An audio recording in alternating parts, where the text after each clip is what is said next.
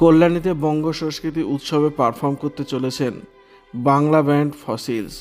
তার কয়েক মিনিট আগেই মিলল দুঃসংবাদ, যা বিশ্বাসই করতে পারছে না ফসিলস ভক্তরা। ব্যান্ডের প্রাক্তন সদস্য চন্দ্রমৌলি বিশ্বাস আর নেই। ব্যান্ডের দীর্ঘদিনের সঙ্গী ছিলেন চন্দ্রমৌলি। মধ্য কলকাতার ইন্ডিয়ান মিরর স্ট্রিটের ভাড়া বাড়িতে থাকতেন শিল্পী। সেখান থেকেই উদ্ধার হয়েছে ঝুলন্ত দেহ। বয়স হয়েছিল 48 বছর। বর্তমানে গোলক এবং জম্বি ক্রেজ কন্ট্রোল নামে দুই ব্যান্ডের সঙ্গে যুক্ত ছিলেন চন্দ্রমৌলি। এদিন বাবা মা একটি আমন্ত্রণ রক্ষায় বাইরে গিয়েছিলেন। বাড়িতে একাই ছিলেন তিনি। এই বেসিস্টের ঝুলন্ত দেহ প্রথম দেখতে পান তার বর্তমান ব্যান্ড সঙ্গী মোহন চক্রবর্তী। রবিবার চন্দ্রমৌলি বাড়িতে হাজির হয়েছিলেন মোহুল। চন্দ্রমৌলির ঝুলন্ত দেহ দেখা মাত্রই স্থানীয় থানায় ফোন করেন শিল্পী। অস্বাভাবিক মৃত্যু মামলা রুজু করে তদন্ত শুরু করেছে কলকাতা পুলিশ।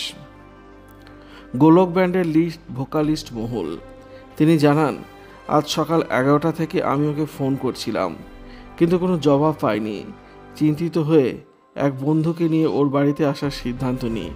এসে দেখলাম ও আর নেই। এটা বাংলা মিউজিক ইন্ডাস্ট্রির জন্য বিরাট ক্ষতি। 2000 থেকে 2018 সাল পর্যন্ত টানা 18 বছর ফসিলস ব্যান্ডের সঙ্গে যুক্ত ছিলেন চন্দ্রমৌলি। 1976 সালে জন্ম হয়েছিল চন্দ্রমৌলির। ইঞ্জিনিয়ারের কেরিয়ার ছেড়ে সঙ্গীতকেই পেশা হিসেবে বানিয়েছিলেন তিনি। ফসিলসের ম্যানেজার তথা রূপম পত্নী রূপসা জানান, কল্যাণীতে শো করতে যাওয়ার পথে আমাদের কাছে এই খবরটা আসে। 15 বছরও আমাদের সঙ্গে পারফর্ম করেছে। ব্যান্ডের প্রত্যেক সদস্য ভেঙে পড়েছে। রূপম বিধ্বস্ত। আজ ওরা কীভাবে পারফর্ম করবে জানি না।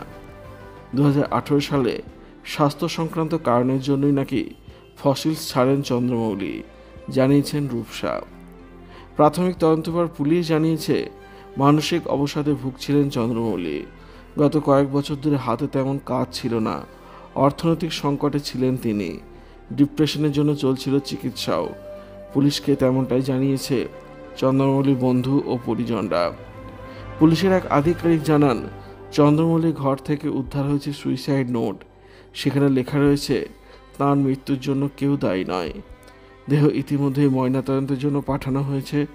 সুইসাইড নোটের হাতের লেখার সঙ্গে চন্দ্রমৌলির আগের লেখা মিলিয়ে দেখছেন ফরেনসিক বিশেষজ্ঞরা।